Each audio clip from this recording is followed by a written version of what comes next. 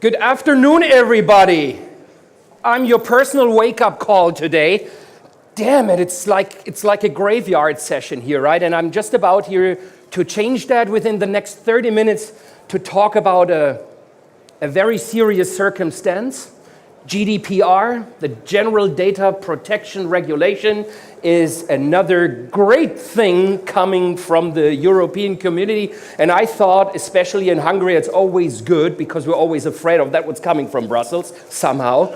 So basically, this is something we are talking about threats in the beginning, but always in happy end, it is important to understand how we can overcome all this.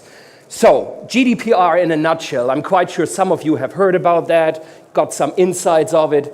GDPR is something that is affecting every company by May 25th next year who are holding data, even personal sensitive data, of any EU citizens. And that means it's not just affecting companies and organizations within the EU, but also non-EU companies, like our friends from England in 2 years, who are doing business with EU companies, and that basically means they are holding personal data from EU citizens. So technically that is affecting everybody. GDPR is on top of local data protection laws, so no more Hungarian data protection law, no more German, Austrian, whatsoever. GDPR will be the successor of it. So that's one thing, and it comes with a couple of obligations, of course, as you can imagine. It's not just the fines which are behind it, but it's the way on how you treat data. In the past, it was just enough to actually hold the data, store the data, and when you got hacked, and maybe someone found out half a year later, you said, yeah, it's true, we got hacked 2 months ago, so sorry. Today, and especially in May next year, you have to report any kind of breach within 72 hours. That's an obligation. That's not a gentle question. You basically have to do that. And these kind of customer challenges that are coming along, affecting every organization, and even Citrix is a customer to a certain stage, are bound to new regulations. And I've highlighted the four, in my eyes, very important ones to really understand that GDPR is not just new, but it's going beyond what data protection meant before. First of all, keeping records of processing.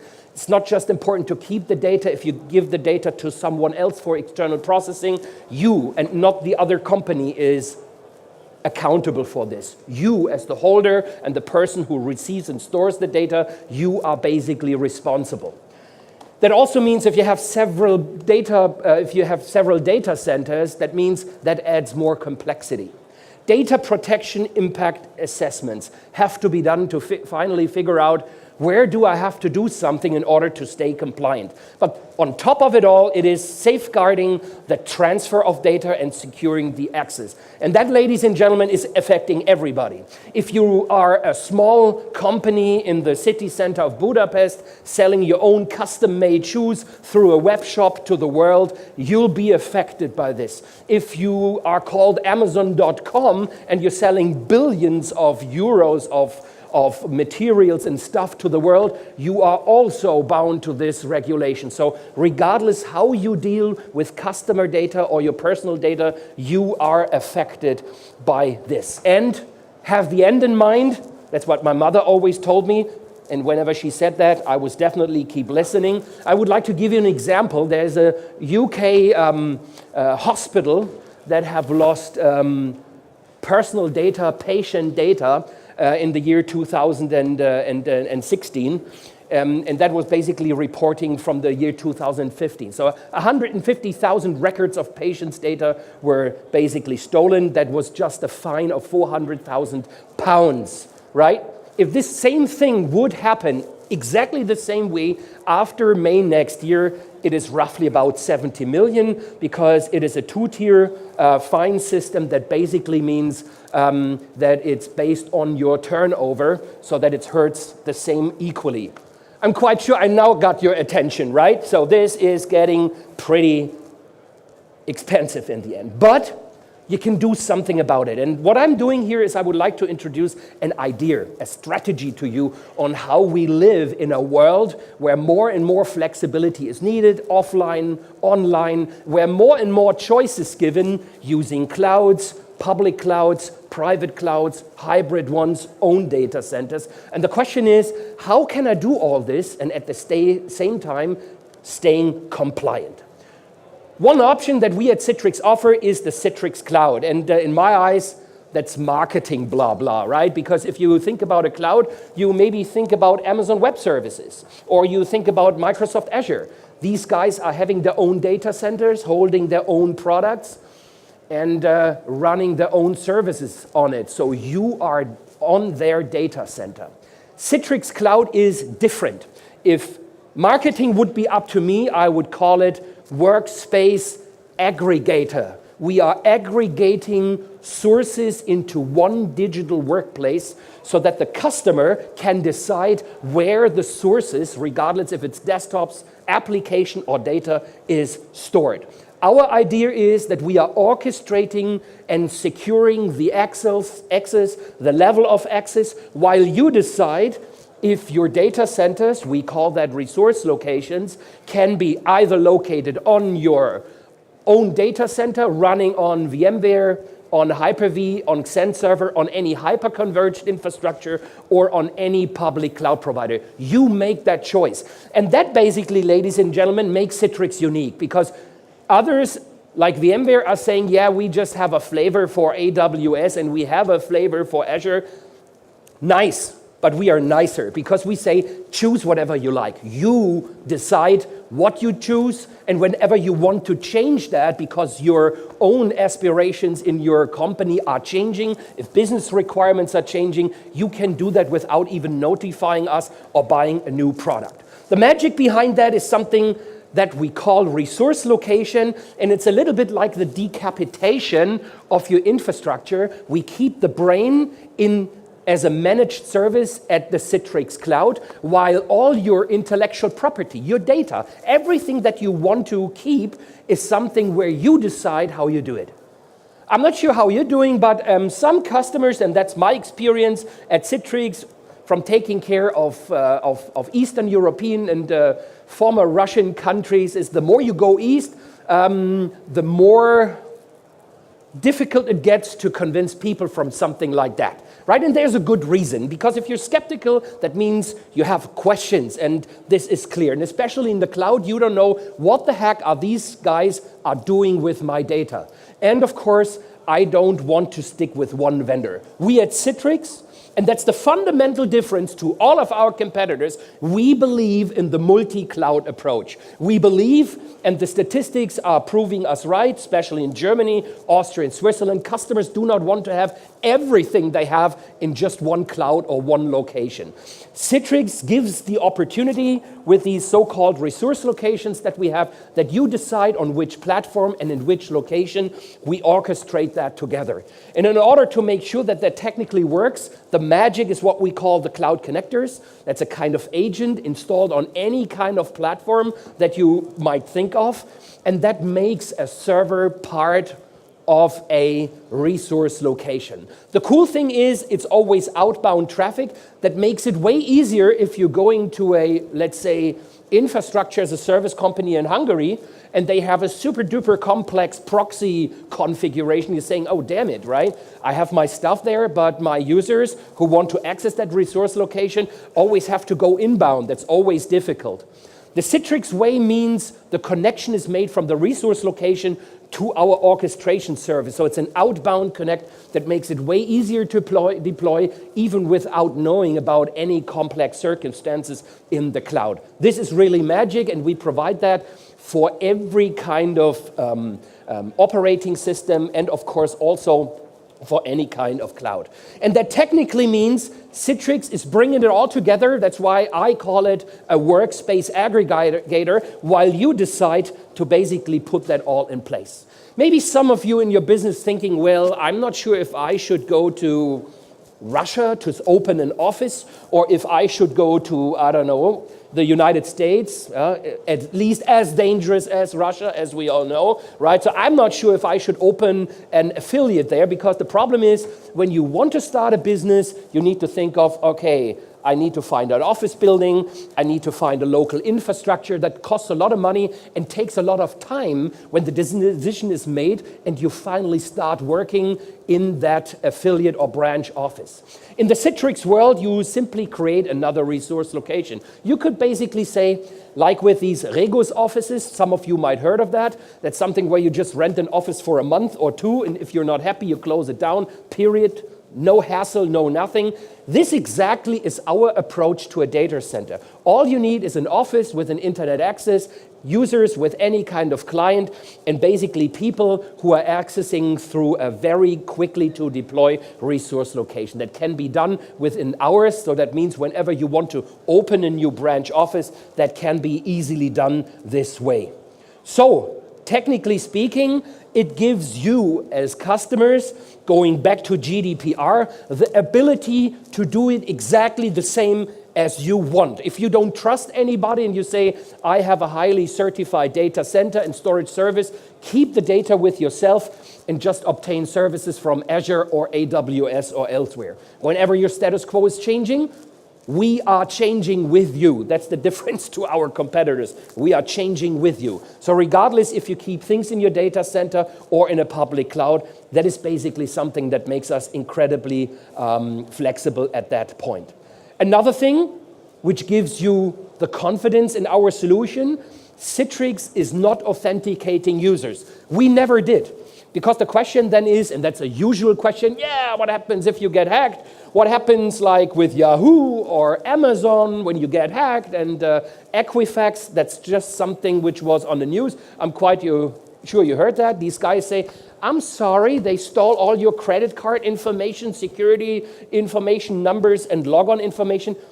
We cannot lose them because we don't own them. Citrix is an aggregator service. So that means if you are not trusting anybody else than your own local Active Directory or any other authentication service, we can easily let you integrate that. We are not forcing you to use any authentication method. You choose the one. So if it's ADFS, if it's an Active Directory Azure AD or your local AD, it can be implemented. So therefore, we are taking the credentials, scramble them, give them to the AD.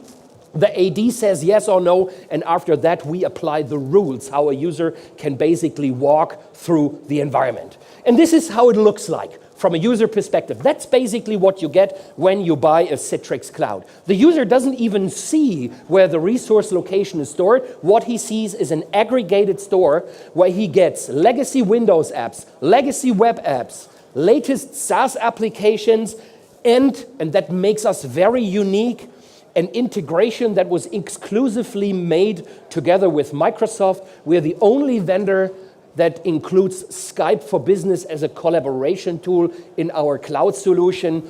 That is something that we announced with Microsoft 2 years ago. You have notifications and all your latest files, and this is in the true DNA of Citrix. Your workspace follows you wherever you are. Regardless which device, regardless which browser, you can basically make your digital workplace a reality, customized, and use it from whatever device. The typical approach, if you want to bring your own device and work from different ways. But let's get back once more on what the GDPR implications are. Citrix can help you with all of our products. Of course you think now, this guy's from Citrix, and this is also about marketing. No, this is a technical evidence. I am with Citrix for more than 18 years, started as a systems engineer, and then finally moved into various sales positions at Citrix, but the true DNA of Citrix has never changed. We call that, and still call that, Citrix Secure by Design. So that means before you even think of encryption and other super duper add-on services, Citrix is secure by design because we think of the fact that we never transfer something that doesn't have to be transferred. In other words, by centralizing applications the good old way, and most of the companies I'm visiting in EMEA still have, of course, their legacy Windows applications, something you cannot just get rid of overnight. They have to be delivered to users too. The best way of doing that is with XenApp applications or virtual desktops, with XenDesktop also available as a cloud service. The good thing is, what the user sees is not data. We are transferring just pixels, which are simply caused by keyboard strokes and actually mouse movements. So we are sending pixels over the line. We even encrypt those, but in the end, there's not a single byte of data that is leaving your data center. So secure by design simply means there is no data, no byte, no file, or anything that can be spoofed. It's just pixels. Everything else stays in your data center. One of the key things in GDPR was accessing data and, of course, securing data while they are transferred. What Citrix provides, and it's all available with a single license, it's not just the delivery of apps, but also these gateway services, is the NetScaler Gateway. That's an SSL VPN. And to be on top of that, this is not just one product. I personally call NetScaler the Swiss Army knife of networking because it's a box with a multitude of technology. So one is securing access, right? Regardless how you access, regardless if you use two-factor authentication or anything else, we make sure that we use your preferred way of authentication. If it's against Radius, if it's smart cards, you make that decision, not us. We bring the ability to do so. Context-aware security. It's not okay if I give you 100% access to something and at the same time I say, yeah, you know what, I don't know who's looking over your shoulder while you're in Pakistan in an internet cafe and asking your neighbor, I'm just going to the restroom, could you please take care of my notebook for a second, right? Maybe I'm, as your employer, would say, holy mother. Of course, you get all the data, but what happens if someone else is there? Context-aware security means depending on who you are, where you are, and from which device you access, we are narrowing it down. That means if I'm somewhere, sorry Pakistanis, if I'm somewhere in Pakistan, I still get access to a file share, maybe not to all of them, and if I see the files in that share, maybe I can only view them, but not copy them, delete them, or modify them. So just depending on the level of trust that you are giving to a user, depending on the location, we make sure without any additional service, and this is GDPR relevant, we are making sure that with Smart Access, that's what the marketing people named it, we are making sure that this is actually happen. And as we are controlling our protocol, because compared to our competition, we own and have an own protocol, with these more than 32 virtual channels that are controlling USB, serial ports, you name it, everything you can plug into a client device, we can actually control through policies what someone can do from which device somewhere. Yeah, I think that was the right order. So that's basically the way how we can do it. So a very granular access down to a simple channel inside our protocol. NetScaler Web Application Firewall, different topic. So this is not just about Windows apps from a terminal server or a host, a VDI host, sending it over the line. This is about all these generic web applications that you have. Typically, I mentioned that before, web shops or anything like that, where people are trying to buy something and at the same time you have to differentiate that, is that a customer or is that an attacker, right? Sometimes it's both, but that's a different story. So in this case, basically, the intelligence from Citrix NetScaler makes sure that through a web application firewall, we first of all determine, is that a normal type of access? That's the intelligence that you need. And basically, is that someone who is trying to buy something, or is that an ordinary access, or is somebody trying to make an attack? For instance, like an SQL injection, trying to steal data through your web shop from your SQL database in the back. The Citrix Web Application Firewall comes with more than 1,600 application templates, so we have them already. And that basically means, and this is still the differentiator, just a firewall is not enough. It's working on a different level in the OSI model. Most of the attacks are happening on an application level. And this is exactly what we protect. And the cool thing is, you can buy that as a box. as a virtual machine or as a cloud service. So the consumption model is completely up to you how in the end you basically do that. And as we speak about data protection, the great thing about an iPad, an iPhone, Samsung Galaxy Tabs, and all these devices, unless they don't explode, is that it gives maximum freedom to users anywhere. But from a corporate perspective, it's difficult. You want to give 100% flexibility to your users and at the same time 100% security to your own environment. And as I said, May 25th next year, it will make you sweat thinking about that a user could also use this against you by making sure that data is leaving your data center. That definitely then is a problem. So what is Citrix doing about that? It's a technology that we call Zen Mobile. Zen Mobile is, as the name says, in the mobility space. And when this mobility technology actually started many, many years ago, we were mainly talking about something which is called MDM, Mobile Device Management. The idea is clear. The environment needs to know what type of device, what operating system. If it knows all that, it can apply rules on the way on how a user can work with that device. 10 years ago, that was nice, right? Because we had Nokia. Or how do I explain Nokia to you?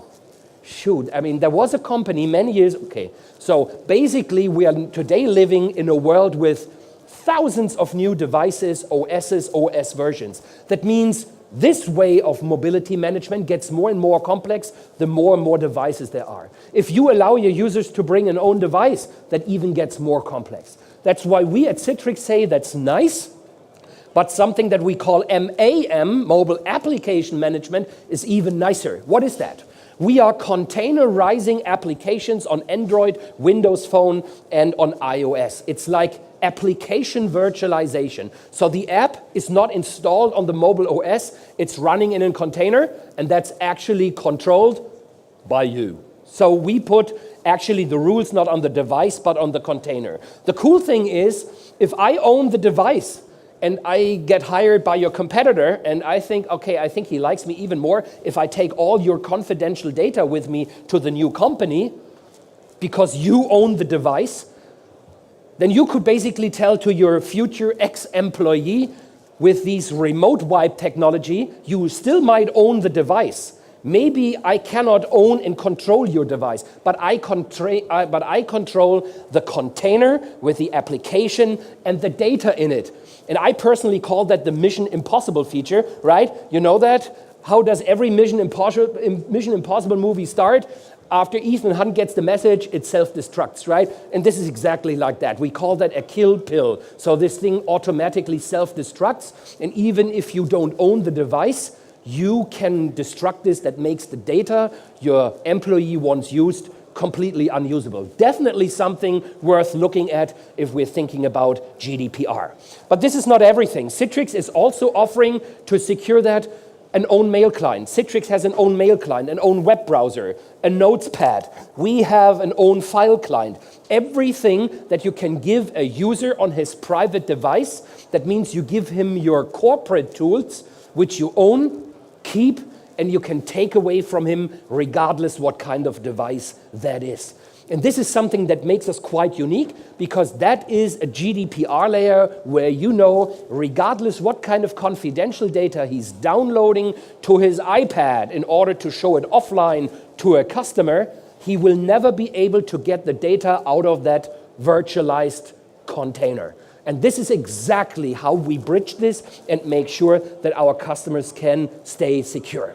Last not least, ShareFile is also one of our containers, and that's actually the last solution I have for you in that 30 minutes. Secure by design, ShareFile. Some people think, yeah, you know, that's just another Dropbox, right? And I love Dropbox, but my boss doesn't love Dropbox. And in most companies in Germany, when you sign a contract, many companies are requiring an extra signature, forcing the employee to say, not using Dropbox for transferring data, not even private. And if you find a way, even though it's blocked, it's forbidden. The problem is not Dropbox, it's the way to control things. And there are three things, fundamental things, that differentiates Citrix ShareFile from all other ones? First of all, we have an AD integration, so that means you are in charge of controlling who is doing what with data from where. We have clients for any kind of device, even clients you don't think of, not just file mappers, but even integrations into mail clients. And again, the cool thing is, and that is actually the openness you only find at Citrix, these repositories that we call storage zones can be deployed where? Exactly where you want it. So you're not bound to our storage. You're not bound to Microsoft's OneDrive. You maybe say, well, it's nice, but the problem is they force me to keep the things at Microsoft. In a Citrix world, you make that same decision with the resource locations as well as with files. So that means the control is like an aggregation, it's the same idea, the same strategy like Citrix Cloud, and that basically means we are delivering this aggregated Windows Explorers, for those of you who started with Windows 3.11 like I did a billion years ago. So actually we aggregating all files into one front end, and now comes the good thing, the even coolest thing ever. Even if you say, hey Fabian, I like Citrix ShareFile, I really like to use it, but we already made a strategic decision for Dropbox or Google Drive, I would of course shed a tear with you saying, seriously? No. But I would definitely say use whatever repository you want. Citrix ShareFile is actually integrating with its connectors into any kind of storage solution. So that means, again, you also have the choice to decide yourself what you use. It's not on us. And we are making sure that this is accessible. This is one thing. The so-called EFS market, Enterprise File and Sync Share, market is evolving. So just sharing files is not enough anymore. So what is it then?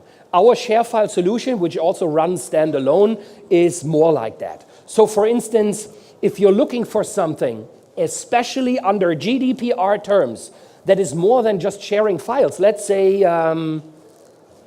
are my boss, right? Let's say you are my boss and I'm hiring a new colleague and you say, hey, before you send the proposal out to that guy where you have the numbers and the salary, HR wants to see that. I want to see it before you actually and finally send it to the candidate. So what Citrix has in its solution, fully integrated, is a workflow management where you can fully integrate an entire approval chain, making sure that this is more and beyond just file sharing, but making sure that this is something that in every department works, where you really go and give feedback on certain steps, and everybody in the approval chain is actually integrated. You can discuss topics, you can download something, you have access to previous versions, so basically something that is really good.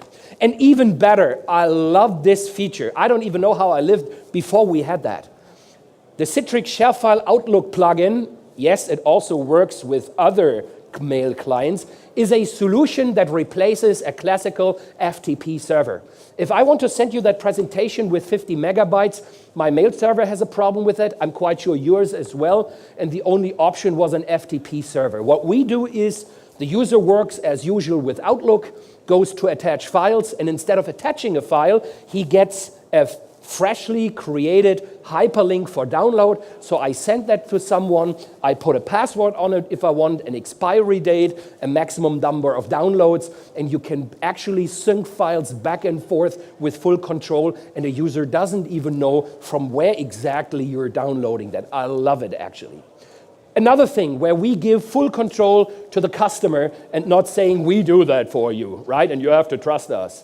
With the encryption key ownership with Amazon KMS, we are saying you are responsible for creating an own certification authority or buying a root certificate, which basically technically means at no time, neither Citrix or any of our partners own the encryption pair, which means at no time we have the ability to sneak into any kind of data. Message archiving is an important topic, but again, does that sound like competition? No. We are fully integrating into OneDrive. That means we can create a storage zone out of Azure, and the workflow features that you have seen is something where we even integrate, and it looks like that if you're using Microsoft Office in a traditional way or as Office 365. The entire workflow management fully integrates into the solutions from Microsoft. And that basically is a very cool and wonderful thing because it, again, leaves you the option to do that. So, coming to an end, GDPR is a challenge, but it can be done, right? I personally see it like that. Yes, it means for many companies, you have a larger overhead. You maybe need people who control that. You have to find new ways on how you grant data security. It will cost money, every organization. But I think it's worth it. For me, this is a human rights charter on data. And I'm not talking on data that your company has. I'm talking about each of our personal sensitive data. I think in the age of cloud, this is something which is necessary. This is like a human rights charter on data, clearly determining who is responsible for what, and I believe that's really necessary. So, keep in mind, the clock is ticking backwards. May 25th next year, bang, this is where everything changes. If you have any questions, and in order to make sure that the next presenters have their time too, I am thanking you very, very much for listening 30 minutes to me. That's a hell of a job, right? I'm not sure what you think if I would do it for an hour, and I can do it for an hour, right? So if you have questions, I'm more than happy. I'll be around. Ask me as much as you like. Thank you very much, and have a great time here at ITBM. Thank you.